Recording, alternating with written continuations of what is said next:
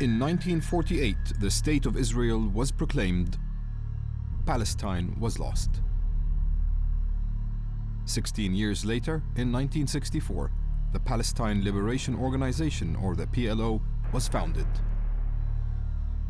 Made up of different factions, the PLO has been at the heart of the struggle to regain Palestine ever since.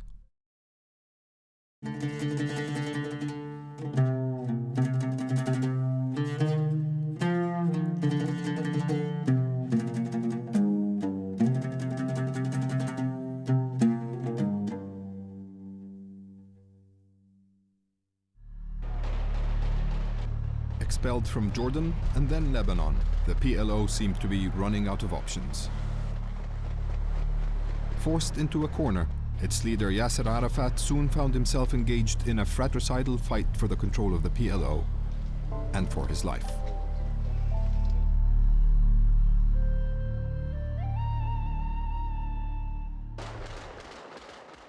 With the withdrawal of the bulk of its forces from Beirut, the PLO was in limbo once again.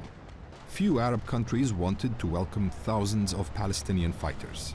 For the first time, the PLO's existence in exile would be without the military force that had characterized its stays in Jordan and Lebanon. The price of defeat in Beirut soon appeared before Arafat. The weakened PLO leader found himself under attack from Palestinian leaders within the PLO and even from within his own Fatah faction. The critics said Arafat's style of leadership was too autocratic, and they accused him of abandoning the revolution by evacuating Beirut and seeking a negotiated settlement. Yasser Arafat يريد أن يخرج من دائرة الصراع. Yasser Arafat wants to abandon the struggle. We want to continue it. He came to Damascus and attempted a coup in Fatah to kill the revolution which we want to preserve. Arafat has sold out the cause. He is no longer interested in the revolution. Syria, which had always wished to make the PLO subservient to its will, sought to exploit Arafat's vulnerability. Every defeat has a price, and the part of the price was the split. At the time, Syria tried to settle the score with the PLO leadership. What transpired was a Syrian attempt to dominate Palestinian decision-making through direct Syrian intervention or through Syria's Palestinian tools. That was met with a resolute defense of independence of Palestinian decision-making. The Syrian intervention found a fertile breeding ground of differences and power struggles within Fatah. أبو عمار يعني يتحمل مسؤولية أساسية في شق منظمة التحرير الفلسطيني في حين. Arafat bears a direct responsibility for the split in the PLO. There were two choices then. Arafat made the choice that the resistance was futile. Palestinian opponents to Arafat formed breakaway groups. Splitting from Arafat's main Fatah faction, one group called itself FATAH Intifada. Syria and Libya were only too willing to support the rebels.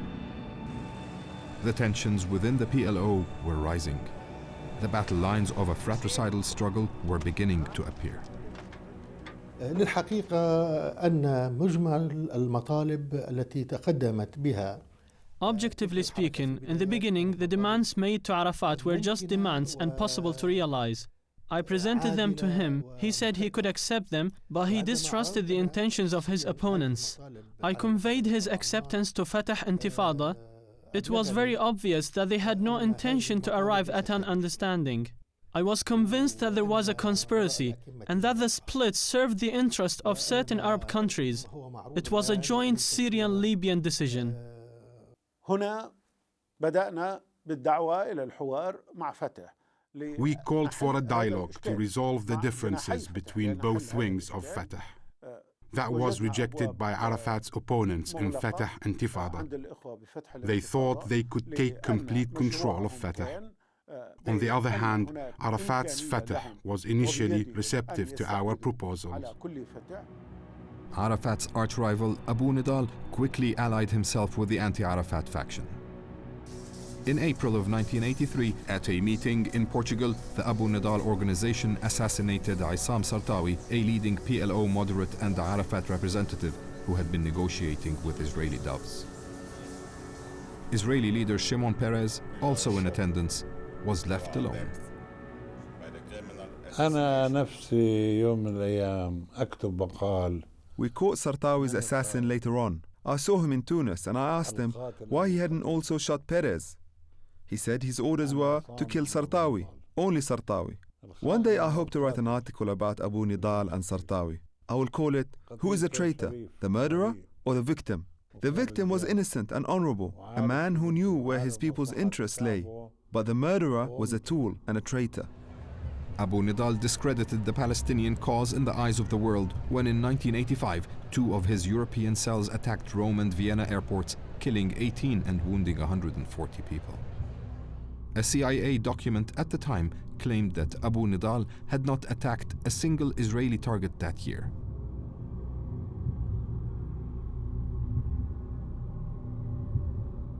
In June 1983, Syria declared Arafat persona non grata and expelled him from Damascus. The break was cemented. So what's going on now? As you see, you have to go there on the field and to see by yourself what is going on. What do you mean exactly? No, I'm leaving after I have a meeting here. After the meeting, I will leave. You are meeting with whom? With the Palestinians. The Palestinians? Yes. You are leaving to where? To Saudi Arabia? It's better for you to wait and see. Okay. Anything to comment? What's going on now? Everything is going in an excellent way. Okay. Thank you. كان موقف القوات السورية خلالها في منطقة الاشتباك الفصل بين المتقاتلين. وفي اليوم التالي فوجئنا برسائل بعث بها عرفات إلى عدد من رؤساء الدول العربية بثتها وسائل الإعلام تضمنت حملة من الافتراءات والأكاذيب والتجني ضد سوريا وضد قواتها المسلحة متهمة القوات السورية بضرب مواقع الثورة الفلسطينية. No one can harm Fatah. Fatah is very strong and no one can harm its leadership or unity. We cannot be dictated to. It would be very easy to get on a plane and go and surrender to Syrian President Hafez al-Assad. I assure you, if Fatah did that, both the problems and the factions would vanish. But we are against this for the sake of our people and the dignity of this movement and its martyrs. Hafez al-Assad had grand strategic calculations. He viewed the Palestinian issue as his to guard and preserve.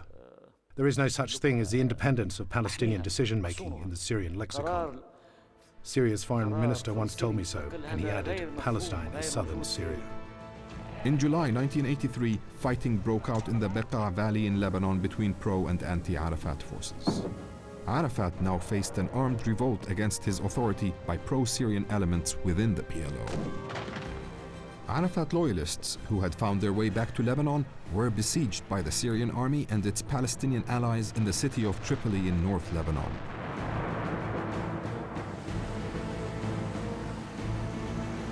In a daring air and sea journey from his new headquarters in Tunisia, Arafat managed to slip into Tripoli in disguise to join his fighters. Pro-Syrian Palestinians responded immediately. فمن موقع المسؤولية التاريخية وباعتبار أن جيش التحرير الفلسطيني هو جيش منظمة التحرير الفلسطينية وذراعها القوية وأداتها الثورية فإننا نعلن إسقاط شرعية ياسر عرفات كرئيس لمنظمة التحرير الفلسطينية وأنه لا يمثل في أقواله وأفعاله سوى نفسه والشعب الفلسطيني منه براء. The defense of Tripoli was led by Arafat's deputy Khalil al-Wazir, better known as Abu Jihad. It's the matter of the Syrian decision. He rejected the description of the ongoing battle as a purely Palestinian affair. You see, those are, which tank is it? It's the tank from the Syrian army, you see. You can look, you can follow it. It's the T-54, you see, T-54 coming from the Syrian army, you see, brought to them. And they are led also by Syrian commanders, you see. Arafat's opponents kept up the attacks, claiming they had the support among Palestinians in the occupied territories. We concede that Yasser Arafat used to be a symbol for our people, but the people are beginning to gradually see the truth and realize what is happening. This person, who was entrusted as a fighter for the independence of Palestinian decision-making, is now abusing his position. Such claims were not borne out by facts on the ground. Palestinians in the West Bank and Gaza rallied around Arafat, who expressed a philosophical view of the ongoing conflict. You have to understand what the meaning of war. War is a loud voice for policy. The loud voice of politics was taking a heavy toll on the residents of Tripoli.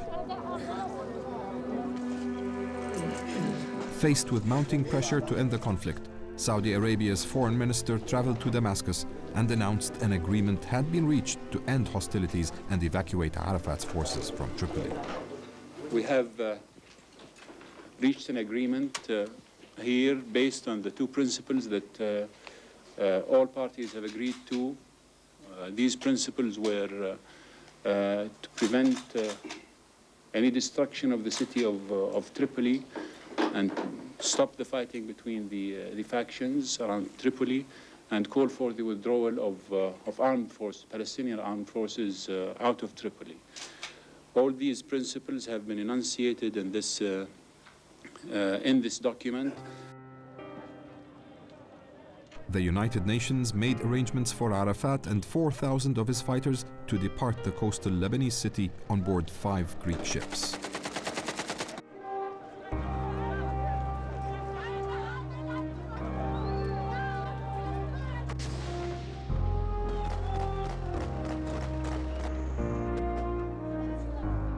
Following his second expulsion from Lebanon, Arafat once more defined the enforced exile as another step towards victory. This is a part of this long march to our independent state, to our capital, Palestine, Jerusalem. Beyond the rhetoric, Arafat seemed a spent force. But the elusive Palestinian leader had another card up his sleeve. Short of friends, Arafat traveled to Cairo to meet Egyptian President Hosni Mubarak. It was a bold and dramatic act. Arafat became the first Arab leader to meet an Egyptian president since former President Anwar Sadat had signed a peace treaty with Israel in 1979. The Arab world was thunderstruck. He thought long and hard. Do not imagine that it was an easy decision for him. He knew that he would antagonize the Fatah leadership because he didn't consult them.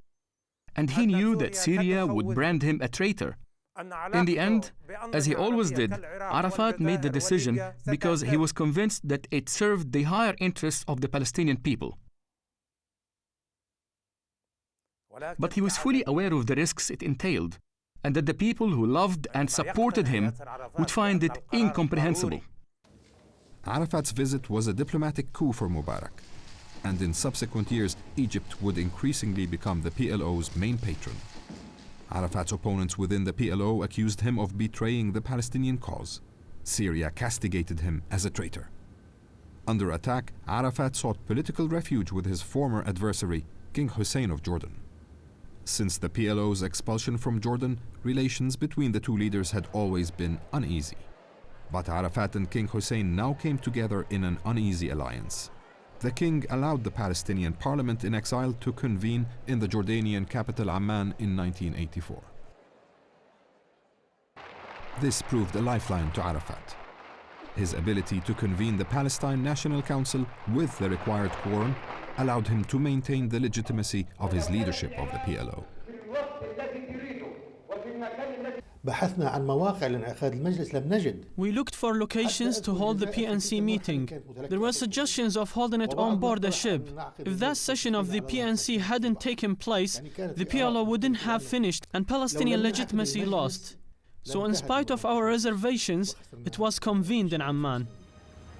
The Jordanian PLO rapprochement led to the signing of the Amman Accord in February 1985.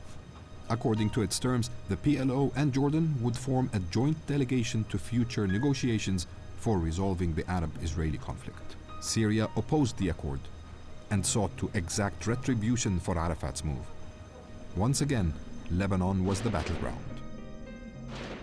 The Syrian-backed Amal militia and anti-Arafat factions besieged the Palestinian refugee camps in Beirut and southern Lebanon. The camps were subjected to an on-and-off siege and onslaught for the next 3 years. ما كان ممكن أمل أن تقدم على مثل هذا العمل. Amal could not have become involved had the Syrians not asked them. The request was made to several Lebanese parties that all declined to have the responsibility of shedding Palestinian blood on their hands. Amal accepted the task. The fighting and the harrowing experiences for the refugees would be termed the Camps War. There were war criminals there too. Palestinian women were being shot in the head as they went for water, deliberately. And those criminals are walking around us, among us today. I can remember the savagery. I can remember one day, with so many Amal were firing so many machine guns, I mean, weapons into the camp, that there was a rustling sound, like they'd go, bop, bop, bop, bop, bop, and then you'd hear. And it took me several minutes to realize what it was. They were firing so many bullets that the bullets were touching each other in the air as they were going into the camp. Walls of steel all touching each other, all the bullets, rustling, like silk being torn up, One girl here was shot in the leg as she was trying to bring in food through the entrance that they now call the death passage. And another lady here who has a fractured hip, she was shot in the hip. They're forced to go out still to bring in food, and almost every day women are shot. Comparisons were being drawn between the Sabra and Shatila massacres and the new Camps War. الحرب طالت وأخذت طوابع دموية لن أنساها. That war was very bloody and lasted a long time. The massacres perpetrated against the Palestinian people in that war were worse than Sabra and Shatila massacre. It was a wholesale destruction and indiscriminate killing. The Amal leadership should apologize to the Palestinian people if it genuinely wants closure. We have a record of everything, names and numbers. They managed to crawl in from outside. They brought it from outside and they crawled in over the sandhills. And this is the second time that these girls have managed to come in this way.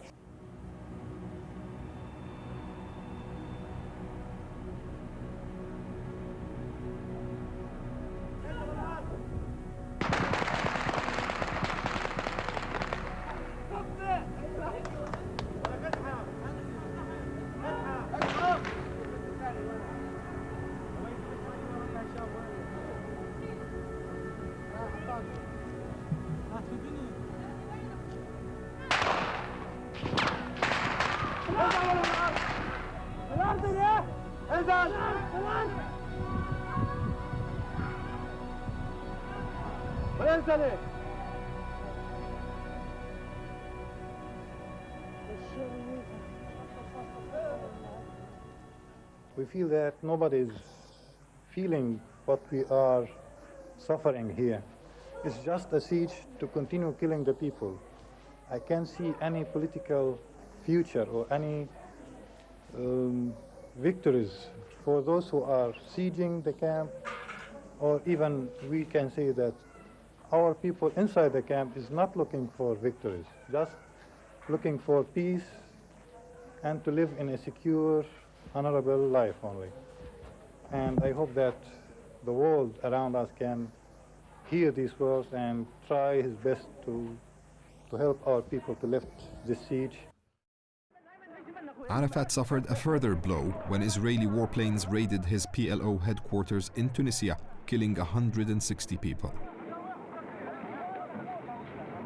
Yet again, Arafat survived. The PLO leader continued to be elusive in political matters as well. Jordan's repeated attempts to induce him to honor the terms of the Amman Accords proved futile.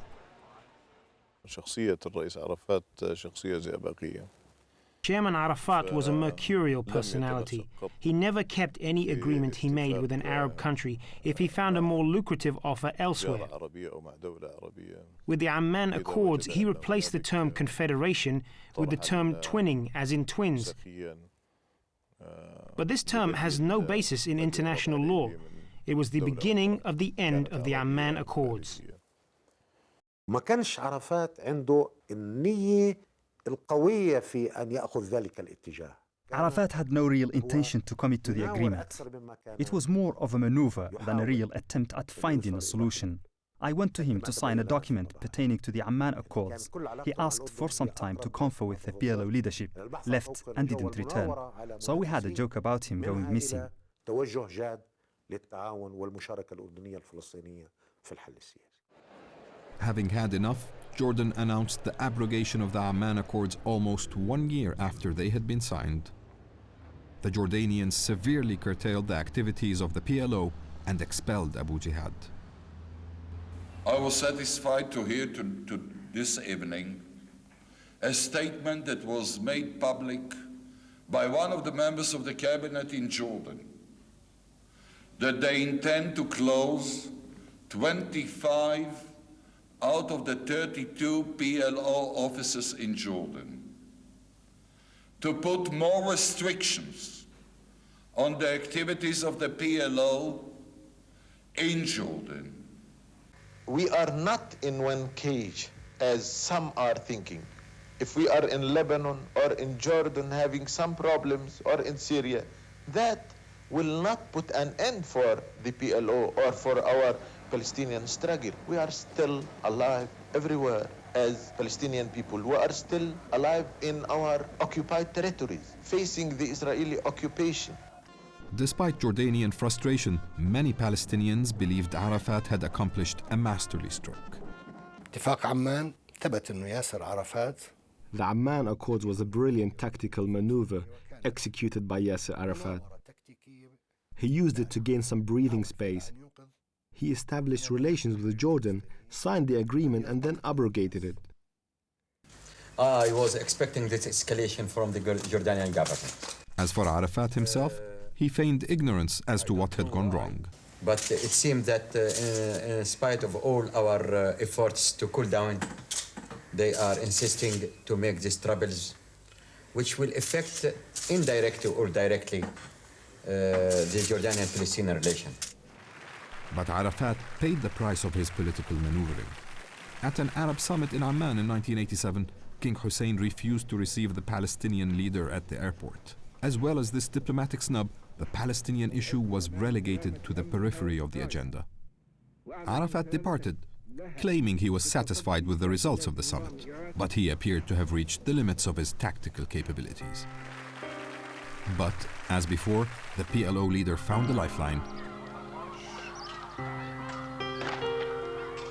It was to come from an unexpected source.